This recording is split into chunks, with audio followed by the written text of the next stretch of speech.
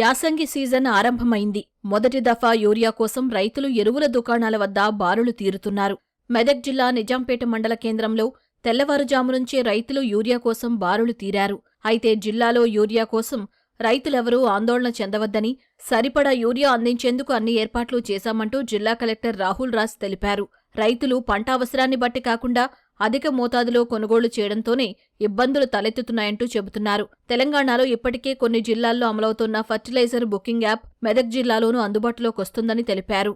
మనకి యూరియా కొరత ఎక్కడ కూడా మెదక్ జిల్లాలో రాకుండా ఉండడానికి మరి రాష్ట్ర ప్రభుత్వం, అగ్రికల్చర్ శాఖ, అదేవిధంగా జిల్లా యంత్రాంగం పటిష్ట చర్యలు చేపట్టడం జరిగింది.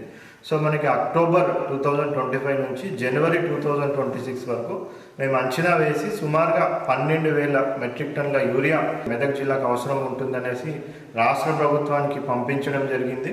మరి డిసెంబర్ నాటికి 12,000 మెట్రిక్ టన్నులు అవసరం ఉంటే 12,663 మెట్రిక్ టన్నులు ఆల్రెడీ ఒక 600 మెట్రిక్ టన్నులు ఎక్సెస్గానే మనకు ఆల్రెడీ పంపించినారు.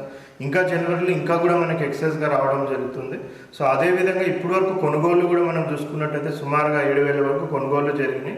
ఇంకా సుమారుగా ఈ రోజు వరకు మన జిల్లాలో 5,300 మెట్రిక్ టన్నుల యూరియా మనకు అందుబాటులో ఉంది. మరి ఈరోజు అగ్రికల్చర్ ఆఫీసర్స్కి అందరు కూడా ఇన్స్ట్రక్షన్స్ ఇచ్చి ఎక్కడెక్కడైతే మనకి యూరియా ఏ సెంటర్లలోనైతే మనకు అవసరం ఉంటుందో సో ముందస్తుగా వాటికి ట్రాన్స్ఫర్ చేయాలి. ఎక్కడ కూడా రైతులకు ఇబ్బంది పడకుండా చూసుకోవాలనేసి అగ్రికల్చర్ శాఖ ఆఫీసర్స్కి అందరికీ కూడా మనము ఇన్స్ట్రక్షన్స్ చేయడం జరిగింది. సో ఈ రోజు వరకు చూసుకుంటే కూడా 5,000 మెట్రిక్ టన్నుల యూరియా మన దగ్గర ఆల్రెడీ అవైలబుల్ ఉంది. కాబట్టి రైతులందరూ కూడా వాళ్ళందరూ కూడా హామీ ఇచ్చడం జరుగుతూ ఉంది ఏంటంటే మీకు సరిపడే యూరియా కంపల్సరీగా మీ అందరికీ కూడా డిస్ట్రిబ్యూట్ చేయడానికి ప్రభుత్వ యంత్రాంగం మొత్తం కూడా మీకు అందుబాటులో ఉంటుంది. సో ఎవరు కూడా అత్యుత్సాహం పడేసి మొత్తం ఇప్పుడే తీసుకోవాలని చూడాల్సిన అవసరం లేదు.